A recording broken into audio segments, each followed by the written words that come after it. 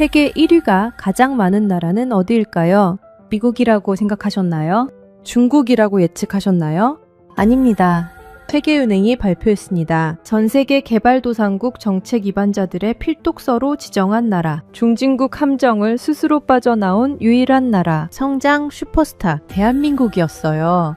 AI 반도체 점유율 90%, 세계 1위, 조선업 수주 세계 1위, 2차 전지 세계 1위, 방산 수출 증가율 세계 1위, 넷플릭스 비영어권 콘텐츠 세계 1위, 100년 역사의 샤넬을 미국 시장에서 이긴 나라, 한국입니다. 그런데 1953년 이 나라의 1인당 소득은 아프리카 최빈국보다 가난했습니다. 미국 학자들은 말했어요. 이 나라에 원조를 쏟아붓는 건 낭비다. 70년이 지났습니다. 최빈국이 세계 1위 보유국이 됐어요. 도대체 이 나라에 무슨 일이 있었던 걸까요?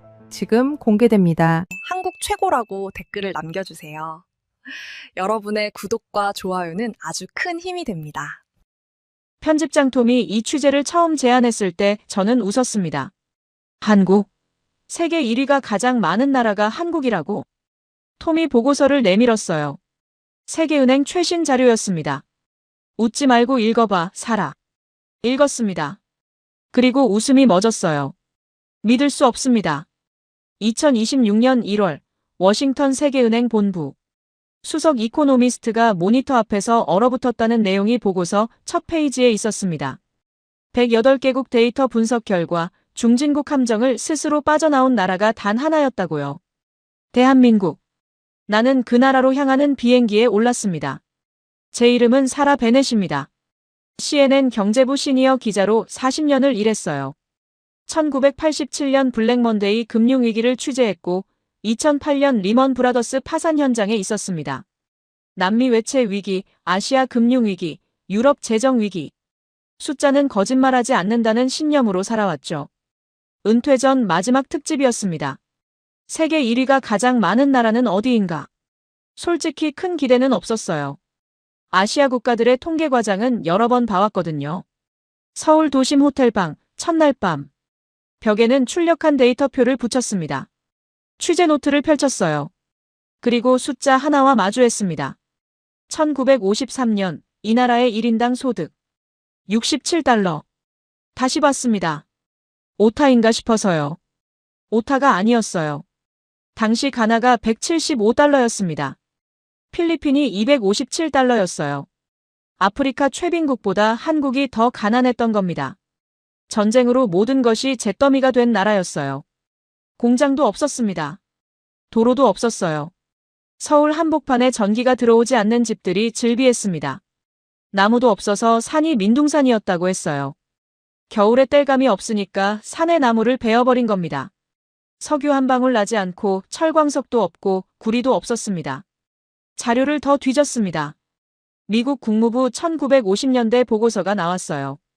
한국의 경제 발전 가능성은 없다. 세계은행 초기 보고서도 비슷했습니다. 이 나라에 원조를 쏟아붓는 건 낭비라고 했어요. 그랬던 나라가 지금 수출 세계 6위입니다. 펜을 내려놨어요. 영국이 현재 수준의 국민소득에 도달하는 데 걸린 시간을 계산했습니다. 산업혁명 시작 시점부터 치면 150년이었어요. 미국은 100년. 일본은 메이지 유신 이후 80년이 걸렸습니다. 한국은 40년. 계산기를 두드렸습니다. 다시 한번 확인했어요. 혹시 제가 뭘 놓쳤나 싶어서. 틀리지 않았습니다. 노트에 적었습니다. 어떻게? 세계은행 보고서를 다시 펼쳤습니다. 중진국 함정이라는 개념이 나왔어요. 개발도상국이 어느 정도 성장한 뒤 더 이상 올라가지 못하고 멈춰버리는 현상입니다. 현재 108개국이 이 함정에 갇혀 있다고 나와 있었어요. 세계 인구의 75%. 브라질을 봤습니다. 땅은 한국보다 85배 크고 석유도 나오고 철광석도 넘쳐납니다. 한국보다 먼저 자동차 산업을 시작했어요. 그런데 브라질은 여전히 함정 안에 있습니다. 스스로 빠져나온 나라. 보고서에 단 하나만 적혀 있었습니다. 대한민국. 영국 150년, 미국 100년, 일본 80년, 한국 40년. 이 속도를 가진 나라는 지구상에 단 하나입니다. 창밖을 봤어요. 서울 야경이 펼쳐져 있었습니다. 불빛이 끝없이 이어졌죠. 저 불빛들 하나하나가 누군가의 집이고 누군가의 삶이겠구나 생각했습니다. 새벽같이 일어나 공장 나가고 논밭에서 허리 한번 못 펴고 자식 등록금 위에 밤새 일한 사람들. 그 시간이 저 숫자 안에 들어있는 거겠죠. 냉소하려 했지만 쉽지 않았어요. 무시하기엔 숫자가 너무 명확했거든요. 40년 동안 기자 생활하면서 배운 게 하나 있습니다. 숫자가 이렇게 극단적으로 튀어나올 때는 두 가지 경우밖에 없어요. 조작이거나 진짜거나. 조작이라면 세계은행이 모를 리 없습니다. 그럼 진짜인 건가? 노크 소리가 들렸습니다. 문을 열었어요. 30대 초반으로 보이는 한국인 남자가 서 있었습니다. 안녕하세요. 정우진입니다. 일주일 동안 코디 맡았습니다. 악수를 했습니다. 그가 내일 일정을 알려줬어요. 반도체 공장 브리핑이요? 정우진이 고개를 끄덕였습니다. 직접 보시면 압니다. 손톱 위에 뭔가 올려져 있었습니다. 쌀알만 했어요. 아니, 쌀알보다 작았습니다. 이게 뭔지 아십니까? 삼성전자 반도체 연구소 브리핑룸. 엔지니어가 저를 보며 물었어요. 몰랐습니다. 그냥 작은 칩처럼 보였어요. HBM입니다. 고대 역폭 메모리. 인공지능 연산에 쓰이는 특수 반도체죠. 노트를 펼쳤습니다. 받아 적기 시작했어요. 냉정하게, 기계적으로. 지금 여기 계신 분들이 쓰시는 핸드폰 안에 이게 들어있습니다. 챗GPT가 여러분 질문에 답하는 것도, 유튜브 영상이 끊김없이 재생되는 것도 전부 이것 때문입니다. 아직도 실감이 안 났어요. 엔지니어가 화면을 켰습니다. 그래프가 나타났어요. 엔비디아 아십니까? 미국 AI 반도체 회사. 시가총액이 한때 3조 달러를 넘었습니다. 애플, 마이크로소프트와 어깨를 나란히 하는 회사죠. 알고 있었습니다. 당연히. 그 엔비디아가 만드는 AI 칩의 핵심 부품이 바로 이겁니다. 우리가 만들어서 납품합니다. 펜이 멈췄습니다. 화면에 세계 HBM 시장 점유율이 떴어요. 삼성전자와 SK하이닉스. 두 한국 회사를 합치면 90%가 넘었습니다. 왕에게 칼을 납품하는 대장장이라고 보시면 됩니다. 엔비디아가 왕이라면요. 엔지니어가 웃으며 말했어요. 농담처럼 들렸지만 숫자는 농담이 아니었습니다. 삼성과 하이닉스가 멈추면 전 세계 AI가 멈춥니다. 과장 아닙니다. 구조가 그렇습니다. 다시 확인하고 싶었어요. 이게 정말인지. 브리핑이 끝나고 정우진이 다가왔습니다. 믿으세요? 솔직하게 답했어요. 숫자를 다시 봐야 할 것 같은데요. 정우진이 웃었습니다. 휴대폰을 꺼내더니 검색창에 뭔가를 쳤어요. 화면을 제게 보여줬습니다. 관세청 공식 발표였습니다. 2026년 2월 열흘간 반도체 수출액 67억 달러. 전년 동기 대비 2배입니다. 화면을 응시했어요. 이게 열흘치입니다. 숫자가 믿기지 않았습니다. 1990년대만 해도 반도체 강국은 일본이었습니다. 엔지니어가 다시 말했어요. 도시바, NEC, 히타치. 세계 시장을 일본 기업들이 장악했었죠. 한국은 후발주자였어요. 기술도 없고 경험도 없었습니다. 일본 기술자들 어깨 너머로 배웠습니다. 그래프가 바뀌었습니다. 1990년부터 2026년까지 시장 점유율 변화였어요. 일본 기업들의 선이 가파르게 내려가고 한국 기업들의 선이 올라갔습니다. 2010년대 초반에 교차했어요. 그 뒤로 격차가 벌어졌습니다. 일본 정부가 지금 수십조 엔을 쏟아붓고 있습니다. 반도체 부활을 선언했어요. 그런데 아직 우리 벽을 못 넘고 있습니다. 일본 기술자들 어깨 너머로 배웠다고 했습니다. 그런데 지금 일본이 수십조 엔을 쏟아부어도 한국 벽을 못 넘고 있다고요. 노트에 받아 적다가 멈췄습니다. 선생님을 이긴 겁니다. 저는 기자 40년 동안 많은 나라의 산업을 취재했습니다. 독일 자동차, 일본 전자제품, 미국 소프트웨어. 선진국들의 독점 분야를 봐왔어요. 그런데 이건 달랐습니다. 석유도 없고 자원도 없고 땅덩이도 작은 나라가 전 세계 AI의 심장을 독점하고 있는 겁니다. 핵무기도 아니고 달러를 찍어내는 기축통화도 아닙니다. 손톱만 한 칩 하나로요. 노트에 받아 적었습니다. 그런데 손이 떨렸어요. 아주 살짝. 40년 동안 숫자만 믿고 살아왔습니다. 감정은 배제하고 팩트만 보려 했죠. 그런데 지금 이 숫자들은 제 상식을 흔들고 있었어요. 아니, 흔드는 정도가 아니었습니다. 부수고 있었어요. 이런 나라는 지구상에 단 하나입니다. 브리핑 룸을 나왔습니다. 복도를 걸으며 문득 생각했어요. 세계 어딘가에 이 회사 다니는 자녀를 둔 부모들이 있겠구나. 야근 많다고 주말에도 나간다고 걱정했을 분들. 그 야근이 지금 전 세계 인공지능을 돌리고 있는 거였습니다. 정우진이 차키를 돌렸습니다. 오늘 밤 호텔 복도 한번 보세요. 무슨 뜻인지 물었어요. 밤 11시쯤요. 대답이 없었습니다. 정우진이 웃기만 했어요. 차를 타고 호텔로 돌아오는 길. 창밖으로 공장 지대가 보였습니다. 밤인데도 불이 환하게 켜져 있었어요. 굴뚝에서 하얀 수증기가 피어올랐습니다. 손가락으로 노트를 넘겼습니다. 오늘 받아 적은 숫자들을 다시 봤어요. 90%, 67억 달러, 열흘, 40년 경력 동안 이런 숫자는 처음이었습니다. 그리고 밤 11시, 정우진의 말이 무슨 뜻인지 알게 됐습니다. 밤 11시, 정우진의 말이 무슨 뜻인지 알게 됐습니다. 호텔 복도를 나섰어요. 엘리베이터를 타고 1층으로 내려갔습니다. 로비를 지나 밖으로 나갔죠. 정우진이 앞서 걸었어요. 저기요. 정우진이 멈춰섰습니다. 호텔 맞은편 아파트 단지였어요. 외벽에 불이 켜져 있었습니다. 저기 보이시죠? 아파트 입구가 보였어요. 사람들이 드나들고 있었습니다. 정우진이 단지 안으로 들어갔습니다. 저도 따라 들어갔어요. 그리고 멈췄습니다. 복도였습니다. 각 집 문 앞마다 상자가 놓여 있었어요. 택배 상자였습니다.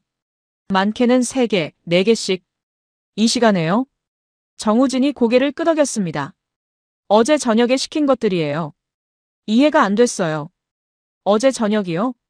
그러면 오후 11시 전에 주문하면 다음날 새벽 7시 전에 도착합니다.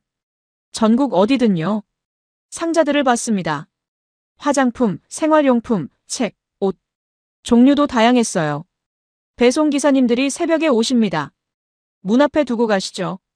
아침에 일어나면 도착해 있는 겁니다. 뉴욕 제 아파트가 떠올랐습니다. 아마존 프라임 회원이에요. 연회비 140달러를 냅니다. 그래야 이틀 배송이 되거든요. 그것도 대도시 한정이에요. 맨해튼에서 주문하면 이틀 안에 옵니다. 그런데 브루클린 외곽에 사는 제 친구는 사나흘 걸려요. 같은 뉴욕인데도요. 반품하려면 직접 드롭오프 포인트까지 가야 합니다. 차 몰고 20분. 상자 들고 가서 직원한테 전달하고 영수증 받아야 해요. 한국은 어떻게 합니까? 반품. 전화 한 통이면 됩니다. 집 앞에 놔두시면 수거해 가요. 복도를 천천히 걸었습니다. 문마다 상자가 있었어요. 정우진이 휴대폰을 꺼냈습니다. 한국 사람들이 1년에 받는 택배가 몇 개인지 아세요? 몰랐어요. 40억 개입니다. 인구가 5천만이에요. 한 사람당 1년에 80개예요. 계산했습니다. 미국은 인구 3억 3천만 명이 연간 약 160억 개. 1인당 약 50개. 한국이 미국보다 많았습니다. 전국 단위 새벽 배송을 상용화한 나라가 세계에서 한국밖에 없습니다. 아마존이 일부 도시에서 당일 배송을 시작한 게 불과 몇 년 전이에요. 전국은 아직 못해요.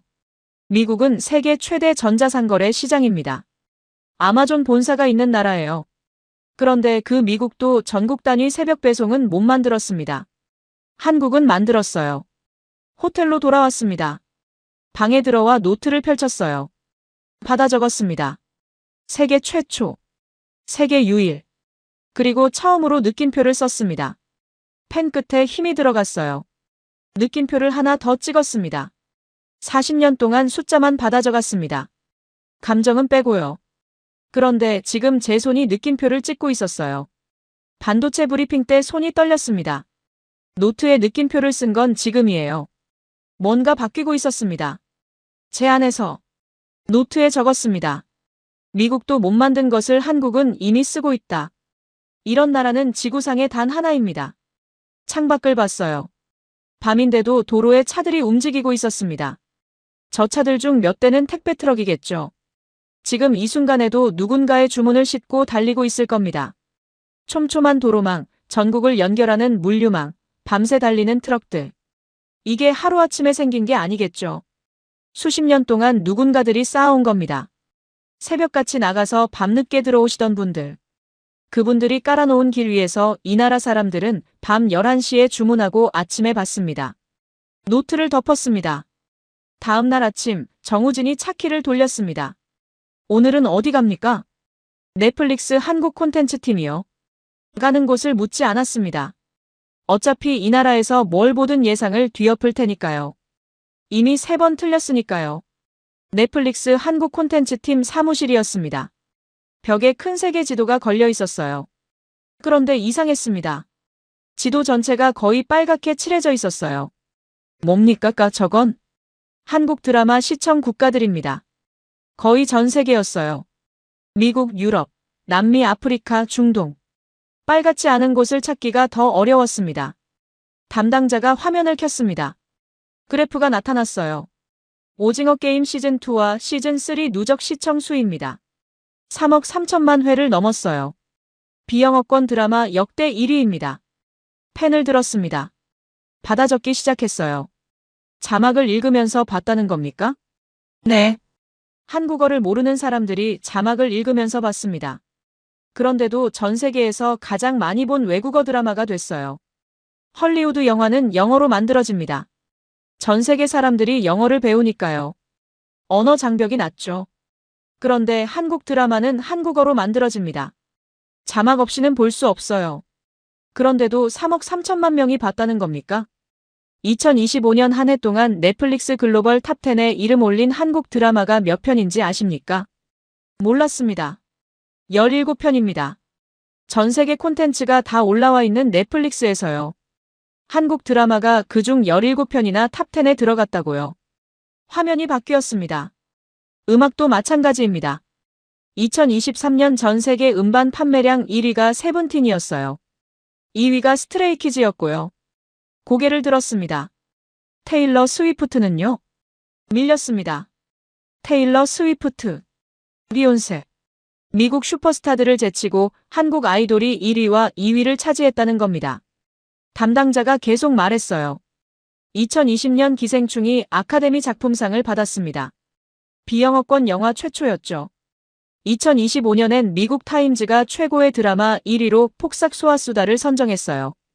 폭삭 소아수다요? 제주도 사투리입니다. 제목이요. 제주도 사투리가 제목인 드라마를 미국에서 가장 권위 있는 시사지가 올해 최고라고 뽑았다는 겁니까? 노트에 받아 적었습니다. 그런데 손이 빨라졌어요. 의심하지 않고 있었습니다. 확인하려는 게 아니라 기록하려고 적고 있었어요. 한국어를 배우는 외국인이 12년 만에 13배 증가했습니다. 현재 1780만 명이에요. 화면에 통계가 떴습니다. 프랑스의 한 고등학교에서 학생 600명이 한국어 수업을 신청했다는 기록도 있습니다. 프랑스요. 자국어 자부심이 세계에서 가장 강한 나라 아닙니까? 프랑스 사람들은 영어를 할 줄 알아도 일부러 프랑스어만 쓰는 걸로 유명하죠. 그 프랑스에서 600명의 학생들이 한국어를 배우겠다고 손을 들었다는 겁니다. 브리핑이 끝났습니다. 사람들이 나갔어요. 저는 자리에 앉아 있었습니다. 콘텐츠는 원래 미국의 영역이었습니다. 헐리우드, 브로드웨이, 빌보드. 전 세계가 미국 영화를 보고 미국 음악을 듣고 미국 드라마를 봤어요. 그 영역이 흔들리고 있었습니다. 인구 5천만 명의 나라가 만든 드라마를 전 세계 3억 명이 자막을 읽으면서 봤어요. 한국 아이돌이 미국 슈퍼스타를 제치고 음반 판매 1위를 했습니다. 이런 나라는 지구상에 단 하나입니다. 호텔로 돌아왔습니다. 방에 들어와 휴대폰을 꺼냈어요. 뉴욕 시각으로 새벽이었지만 전화를 걸었습니다. 톰이 받았어요. 목소리가 잠에 덜 깬 것 같았습니다. 사라, 지금 몇 시인데? 톰, 숫자 좀 확인해 줄래요? 뭐? 오징어 게임 시즌2와 3 누적 시청 수. 3억 3천만 회 맞아요? 톰이 잠시 침묵했습니다. 사라, 과장하는 거 아니야? 내가 감정에 휘둘리는 건 처음 보는데. 톰, 숫자를 봐요. 내가 지어낸 게 하나도 없어요. 사라 베넷이 흥분하다니. 40년 만에 처음이네. 확인만 해줘요. 톰이 한숨을 쉬었습니다. 기다려. 키보드 두드리는 소리가 들렸어요. 잠시 후 톰이 말했습니다. 맞아. 3억 3천만. 비영어권 1위도 맞고. 전화를 끊었습니다. 창밖을 봤어요. 서울 야경이 보였습니다. 문득 생각났습니다. 저 드라마들 안에 뭐가 있길래 전 세계가 자막을 읽으면서 보는 걸까? 부모가 자식 위해 희생하는 마음, 어려울 때 서로 손 내미는 정, 포기하지 않는 끈기. 미국 드라마엔 없는 것들이었습니다. 그게 3억 명을 울린 거겠죠. 노트를 펼쳤습니다. 오늘 받아 적은 숫자들을 다시 봤어요. 3억 3천만, 17편, 1780만. 40년 동안 숫자를 봐왔습니다. 그런데 지금까지 본 숫자들은 전부 설명이 됐어요. 이유가 있었거든요. 자원이 있거나, 인구가 많거나, 역사가 길거나. 이 나라는 그게 없었습니다. 그런데 이 숫자가 나왔어요. 다음 날 아침 정우진이 말했습니다. 오늘은 식당 갑니다. 식당이요? 네. 젓가락 이야기 해드린다고 했잖아요. 무슨 뜻인지 몰랐습니다. 하지만 묻지 않았어요. 어차피 가면 알게 될 테니까요. 식당이었습니다. 한국 전통 음식점이라고 했어요. 테이블에 앉았습니다. 반찬이 나왔죠. 여러 개의 작은 접시들이었어요. 정우진이 젓가락을 건넸습니다. 쇠로 만든 젓가락이었어요. 무거웠습니다. 나무 젓가락보다 훨씬 무거웠어요. 옆 테이블을 봤습니다. 한국인 가족이 앉아 있었어요. 할머니부터 아이까지 모두 쇠젓가락으로 반찬을 집고 있었습니다. 아이가 콩 하나를 집었어요. 미끄러운 콩을 쇠젓가락으로 집어서 입에 넣었습니다. 당연하다는 듯이요. 저거 어렵지 않습니까? 정우진이 웃었습니다. 어려워요. 외국인들이 한국 와서 제일 힘들어하는 게 쇠젓가락이에요. 왜 쇠로 만듭니까? 나무가 훨씬 쉬울 텐데. 연구가 있습니다. 쇠젓가락질이 소근육과 두뇌 발달에 영향을 준다고요. 흘려들었습니다. 그냥 문화의 차이겠거니 했어요. 식사를 마치고 차를 탔습니다. 정우진이 운전하면서 말했어요. PISA라고 들어보셨어요? 국제학업성 취도평가요. 알죠. 한국이 계속 수학과학 분야에서 OECD 최상위권입니다. 노트를 꺼냈습니다. 국제수학올림피아드 누적 성적 세계 3위권이에요. 수학 노벨상이라 불리는 필즈상도 한국인이 받았고요. 받아 적었습니다. 실리콘밸리 가보신 적 있으세요? 당연하죠. 여러 번 취재했습니다. 거기 한국인 엔지니어 비율 아세요? 몰랐어요. 정우진이 휴대폰을 꺼냈습니다. 검색해서 보여줬어요. 인구 대비로 따지면 한국인 엔지니어 비율이 상당히 높았습니다. 인구 5천만 명인 나라치고는요. 카이스트, 포스텍, 한국과학기술대학들이 세계 대학 순위에서 계속 올라가고 있어요. 10년 전만 해도 100위권 밖이었는데 지금은 상위권입니다. 창밖을 봤습니다. 학원 간판들이 보였어요. 수학, 영어, 과학. 빽빽했습니다. 인구 대비 이공계 박사 배출수가 세계 최상위권이에요. 숫자를 받아 적었습니다. 그런데 손이 멈췄어요. 쇠젓가락, PISA, 수학올림피아드, 실리콘밸리. 퍼즐 조각들이 맞춰지기 시작했습니다. 반도체, 세계 AI를 돌리는 칩을 만드는 나라. 물류, 미국도 못 만든 시스템을 가진 나라. 콘텐츠, 전 세계가 자막 읽으며 보는 드라마를 만드는 나라. 이 모든 것의 시작이 여기 있었습니다. 사람. 정우진이 말했습니다. 석유가 없으니까 사람을 팠죠. 그 문장을 노트에 받아 적었어요. 밑줄을 그었습니다. 40년 동안 많은 나라를 취재했습니다. 사우디아라비아는 석유를 팠어요. 남아프리카 공화국은 금과 다이아몬드를 팠습니다. 호주는 철광석을 팠죠. 한국은 사람을 팠습니다. 자원이 없으니까 교육에 투자했어요. 부모들이 자식을 학원에 보냈고, 대학에 보냈고, 해외 유학을 보냈습니다. 그렇게 키운 사람들이 반도체를 만들었어요. 드라마를 만들었고 시스템을 만들었습니다. 노트를 덮었습니다. 제 편견이 틀렸습니다. 처음엔 냉소했어요. 한국이 세계 1위가 가장 많은 나라라는 말에 웃었습니다. 반도체 브리핑 때는 의심했죠. 숫자를 다시 확인했어요. 물류 시스템을 보고 놀랐습니다. 노트에 느낌표를 썼죠. 콘텐츠 통계를 보고 톰에게 전화를 걸었어요. 그리고 지금 인정하고 있었습니다. 이 나라는 진짜였어요.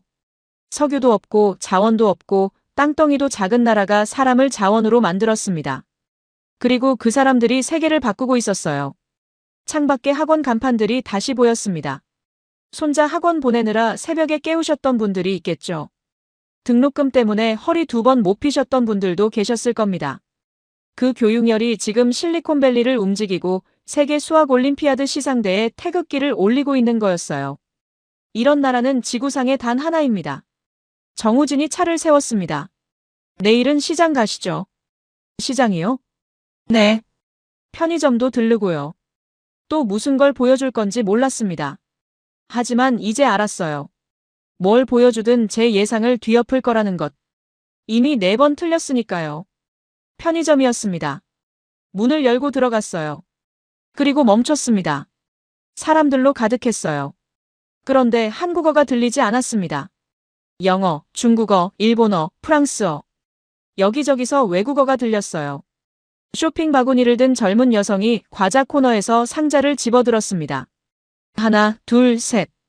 바구니가 금방 찼어요. 옆에서 남자가 라면을 담고 있었습니다. 신라면, 불닭볶음면. 한 움큼씩 담았어요. 화장품 코너로 갔습니다. 더 놀라웠어요. 젊은 여성 2명이 팩을 고르고 있었습니다. 프랑스어로 대화하고 있었어요. 한 명이 상자를 집어들더니 뒤를 확인했습니다. 성분표를 보는 것 같았어요. 여기가 면세점입니까? 정우진이 웃었습니다. 아니요. 그냥 동네 편의점이에요. 계산대에 줄이 길었습니다. 외국인 관광객들이었어요. 손에 든 것들을 보니 전부 한국 제품이었습니다. 마스크팩, 선크림, 립밤, 과자, 라면. 계산이 끝난 한 여성이 쇼핑백을 들고 나갔어요. 무거워 보였습니다. 밖으로 나왔습니다. 미국 수입 화장품 1위가 한국산이라는 거 아세요? 고개를 들었습니다. 프랑스가 아니고요. 프랑스를 역전했습니다. 미국 시장에서요. 정우진이 휴대폰을 꺼냈습니다. BBC 보도였어요. 현대 화장품의 발상지인 프랑스를 제치고 한국이 미국 시장 1위에 올랐다. 이렇게 나왔습니다. 기사를 읽었습니다. 2023년 한국 화장품 수출이 114억 달러를 기록했습니다. 세계 수출 순위 2위예요. 프랑스 바로 다음입니다. 샤넬을 떠올렸습니다. 디올, 랑콤. 100년이 넘는 역사를 가진 프랑스 명품 브랜드들이에요. 전 세계 여성들이 동경하는 이름들이죠. 그 프랑스를 한국이 미국 땅에서 이겼다는 겁니까? 어떻게요? 정우진이 설명했습니다. 드라마를 보면서 배우 피부가 어떻게 저렇게 좋냐고 관심을 가진 외국인들이 한국 화장품을 찾기 시작했어요. 오징어 게임을 보고 케이팝을 듣고 한국 드라마에 빠진 젊은이들이 한국 배우들의 피부 비결이 궁금해진 거죠. 어제 본 넷플릭스 세계 지도가 떠올랐습니다. 빨갛게 칠해진 그 지도요. 문화가 제품을 끌고 간 겁니다. 노트에 받아 적었습니다. 틱톡에서, 유튜브에서 한국 화장품 리뷰 영상이 수억 회 조회돼요. 한국 화장품을 쓰는 게 세련된 거, 최신 트렌드를 아는 거로 통하게 됐습니다. 속도는요? 속도가 다릅니다. 정우진이 말했어요. 샤넬이 신제품 하나 내놓는데 수년이 걸려요. 브랜드 가치를 지키려면 신중해야 하니까요. 그런데 한국 화장품 회사들은 소비자 반응을 보고 몇 달 안에 새 제품을 냅니다. 트렌드를 따라가는 게 아니라 만드는 속도예요. 차를 탔습니다. 시장으로 향했어요. 재래시장이었습니다. 좁은 골목에 가게들이 빼곡했어요. 채소, 과일, 생선, 고기. 냄새가 섞여 있었습니다. 정우진이 한 가게 앞에 멈춰 섰습니다. 김이었어요. 까만 종이 같은 게 비닐에 포장되어 쌓여 있었습니다. 조미김 세계 시장 점유율이 약 70%입니다. 120여 개국에 수출해요. 계산했습니다. 세계에서 팔리는 김열장 중 7장이 한국산이라는 거네요. 미국 월마트 선반에 한국 김이 깔려 있습니다. 파리마트에도요. 방콕 편의점에도요. 미국 아이들이 학교 도시락에 과자 대신 김을 넣어달라고 한답니다. 라면 코너로 갔습니다. 라면 수출이 15억 달러예요. 우리 돈으로 2조 원이 넘습니다. 박스가 쌓여 있었어요. 신라면, 불닭볶음면, 진라면. 유튜브에서 외국 청년들이 불닭볶음면을 먹으면서 이마에 땀이 줄줄 흐르는 영상 보셨습니까? 매워서 눈물 흘리면서도 젓가락을 못 놓아요. 그 영상들이 수억 회 넘게 조회됩니다. 정우진이 휴대폰을 또 꺼냈습니다. 전 세계 한식당 수가 10년 새 2배가 됐어요. 김치, 떡볶이, 막걸리. 한국 음식 전체가 세계 무대에 오르고 있습니다. 노트를 펼쳤습니다. 받아 적었어요. 그런데 손이 달랐습니다. 처음 며칠 동안은 의심하면서 적었어요. 확인하려고 적었죠. 지금은 아니었습니다. 의심하지 않고 있었어요. 기록하고 있었습니다. 시장을 나왔습니다. 차에 올라탔어요. 문득 생각났습니다. 어머니들이 아침마다 도시락에 싸주시던 그 김. 지금 미국 학교에서 아이들이 그걸 먹고 있는 거예요. 딸들 화장대 위에 놓인 그 작은 병. 100년 역사의 샤넬을 미국 시장에서 이기고 있는 겁니다. 일상이 수출품이 된 나라. 이런 나라는 지구상에 단 하나입니다. 노트를 봤습니다. 왼쪽 여백에 써두었던 물음표들이 보였어요. 펜을 들었습니다. 그 물음표들을 하나하나 지웠어요. 천천히요. 첫날 밤 적었던 물음표. 어떻게? 반도체 브리핑 후 적었던 물음표. 정말? 택배 복도를 보고 적었던 물음표. 왜? 다 지웠습니다. 이제 확인이 아니었습니다. 기록이었어요. 정우진이 운전을 시작했습니다. 내일은 좀 다른 걸 보여드릴게요. 뭔데요?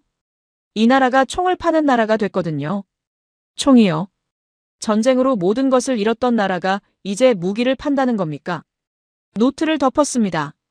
40년 동안 숫자를 보며 살았습니다. 그런데 지금 제가 보고 있는 건 숫자만이 아니었어요. 숫자 뒤에 있는 사람들이 보이기 시작했습니다. 망산 전시장이었습니다. 문을 열고 들어섰어요. 그리고 압도당했습니다. 거대한 철 덩어리가 눈앞에 있었어요. 바퀴가 8개 달린 장갑차 같았는데 위에 길고 굵은 포신이 올려져 있었습니다. K9 자주포입니다. 정우진이 말했습니다. 가까이 다가가서 올려다봤어요. 높이가 3m는 넘어 보였습니다. 자주포라는 게 뭡니까? 스스로 움직이면서 포를 쏘는 장갑차예요. 시속 60km로 달릴 수 있고 사거리가 50km가 넘습니다. 손으로 차체를 만졌습니다. 차가웠어요. 지금 이게 유럽 한복판 폴란드 벌판을 달리고 있습니다. 담당자가 다가와서 자료를 건넸어요. 세계 155mm 자주포 시장 점유율 52%입니다. K9이 세계에서 가장 많이 팔리는 자주포예요. 노트를 펼치고 받아 적기 시작했습니다. 현재 11개국이 운용하고 있습니다. 폴란드, 핀란드, 노르웨이, 에스토니아, 호주, 이집트, 인도. 누적 1,700문이 넘었어요. 담당자가 덧붙였습니다. 팔 물건이 없어서 공장을 밤새 돌리고 있습니다. 고개를 들며 물었어요. 없어서요? 주문이 너무 많아요. 만드는 속도가 못 따라갑니다. 담당자가 화면을 켰습니다. 그런데 더 놀라운 일이 중동에서 벌어졌습니다. 영상이 재생됐어요. 밤하늘에 뭔가가 날아오고 있었고 불빛들이 떨어지고 있었습니다. 2026년 3월 이란이 UAE에 탄도미사일과 드론을 쏟아부었습니다. 화면이 바뀌면서 요격 장면이 나왔어요. UAE에 배치된 천공투 2개 포대가 60여 발을 발사했습니다. 불빛들이 하늘에서 터졌어요. 요격률 96%. 펜을 멈추고 물었습니다. 96%요? 네. 미국 패트리어트조차 달성하기 어려운 수치입니다. 그런데 가격은 패트리어트의 3분의 1이에요. 담당자가 계속 설명했습니다. 이란이 쏜 탄도미사일이 174발이었어요. 그중 161발을 격추했습니다. 드론은 689대 중 645대를 떨어뜨렸고요. 숫자를 받아 적는 손이 빨랐습니다. 실전이 끝나자 줄을 섰습니다. 누가요? 사우디, 이라크, 카타르. 사우디는 약 4조 2,500억 원 계약을 확정했어요. 이라크는 약 3조 9천억 원입니다. 계산해봤습니다. 합의 8조 원이 넘었어요. K방산 빅4가 이미 계약 마치고 납품 기다리는 물량이 100조 원 넘었습니다. 2026년 연간 방산 수출 예상액이 약 240억 달러, 우리 돈으로 약 32조 원이에요. 전년 대비 2배 반입니다. 무기를 사기만 하던 나라가 이제 파는 나라가 됐어요. 그것도 세계가 줄 서서 사가는 무기를요. 화면이 또 바뀌었습니다. 글로벌 파이어 파워라고 아십니까? 전 세계 군사력을 매년 평가하는 기관이에요. 알고 있습니다. 2026년 기준 대한민국이 세계 5위입니다. 순위가 화면에 떴어요. 1위 미국, 2위 러시아, 3위 중국, 4위 인도, 5위 대한민국. 상위 4나라를 보십시오. 화면을 봤습니다. 전부 핵보유국입니다. 그제야 알았어요. 한국만 핵무기가 없습니다. 핵무기 하나 없이 세계 5위를 달성한 겁니다. 이런 나라는 지구상에 단 하나입니다. 담당자가 마지막 자료를 꺼냈습니다. 원전 이야기도 드려야겠네요. 원자력 발전소요? 네. 유럽 한가운데 있는 체코라는 나라가 원전을 새로 짓겠다고 했습니다. 입찰에 프랑스가 나왔어요. 프랑스요. 원자력의 원조라 불리는 나라 아닙니까? 한국과 프랑스가 맞붙었습니다. 결과가 어떻게 됐는지 아십니까? 한국이 이겼습니까? 네. 체코 정부가 한국을 선택했습니다. 계약 규모 24조에서 26조 원이에요. 프랑스를 자기 안방에서 꺾었다는 겁니다. 전시장을 나왔습니다. 차에 올라타서 한참을 말없이 앉아 있었어요. 문득 생각났습니다. 훈련소에 처음 들어가던 날, 면회날 여위어서 나오던 얼굴들. 힘들었을 거예요. 겨울에 춥고 여름에 덥고 집이 그립고. 그 아들들이 복무한 군대가 지금 핵무기 하나 없이 세계 5위입니다. 전쟁으로 모든 것을 잃었던 나라가 이제 세계에 무기를 팔고 있어요. 휴대폰을 꺼냈습니다. 톰에게 전화를 걸었어요. 사라. 또. 톰, 기사 제목 바꿔야 할 것 같아. 왜? 이건 1위 목록이 아니야. 톰이 잠시 침묵했습니다. 그럼 뭔데? 기적의 기록이야. 톰이 숨을 들이쉬는 소리가 들렸어요. 얼마나 더 있어? 마지막 날이야. 그런데 아직 제일 중요한 걸 못 썼어. 뭐? 이 모든 것의 답. 전화를 끊었습니다. 창밖을 보며 생각했어요. 40년 동안 숫자만 봤습니다. 냉정하게, 객관적으로. 그런데 지금 제 손이 떨리고 있었어요. 노트에 느낌표를 찍고 있었고 편집장에게 기적이라는 단어를 쓰고 있었습니다. 사라 베넷이 감정에 휘둘리고 있었어요. 아니, 휘둘리는 게 아니었습니다. 숫자가 저를 설득한 겁니다. 호텔로 돌아왔습니다. 마지막 밤이었어요. 방에 들어와 노트를 처음부터 다시 펼쳤습니다. 일주일 동안 채운 숫자들을 천천히 넘기며 봤어요. 그리고 마지막 질문을 적었습니다. 도대체 이 나라에 무슨 일이 있었던 걸까? 마지막 날 밤이었습니다. 호텔방에 혼자 앉아 있었어요. 노트를 처음부터 다시 펼쳤습니다. 일주일 동안 채운 숫자들이 있었어요. 페이지를 넘기며 하나하나 다시 봤습니다. 67달러, 90%, 3억 3천만, 세계 5위. 그리고 마지막 페이지에 적어둔 질문.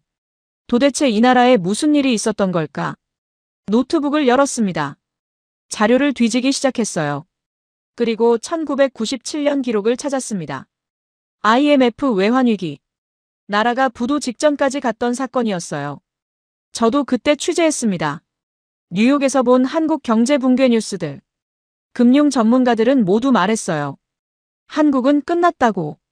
그런데 그 다음 기록이 놀라웠습니다. 금 모으기 운동. 국민들이 금을 들고 은행 앞에 줄을 섰다는 내용이었어요.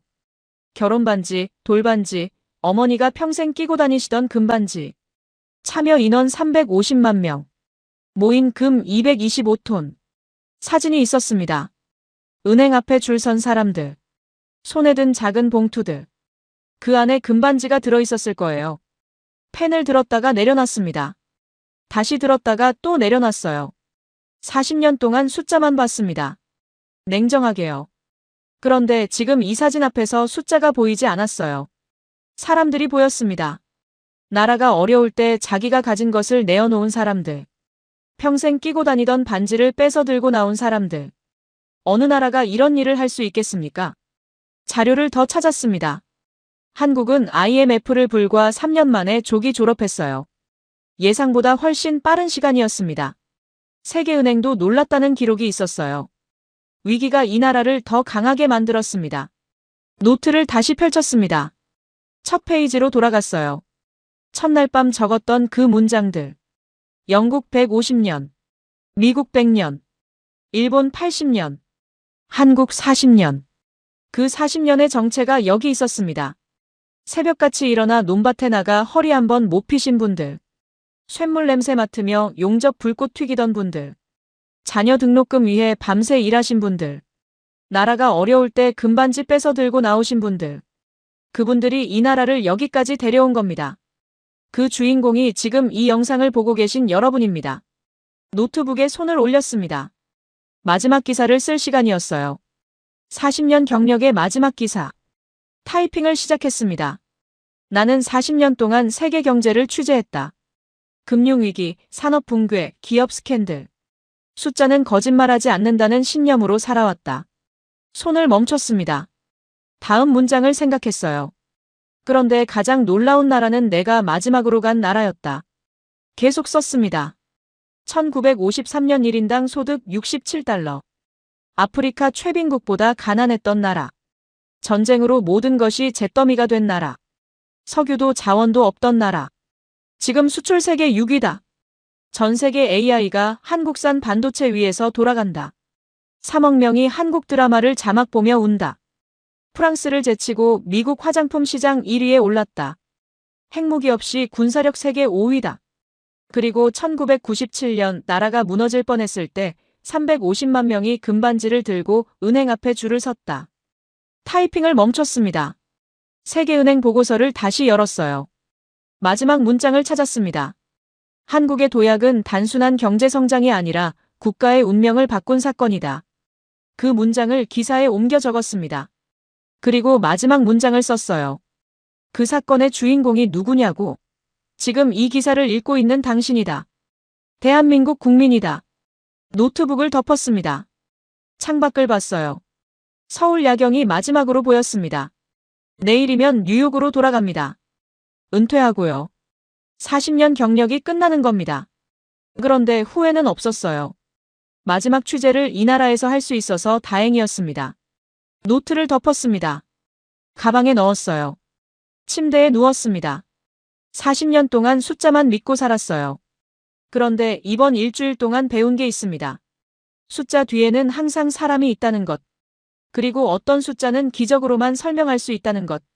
대한민국은 그런 나라였습니다. 이런 나라는 지구상에 단 하나입니다.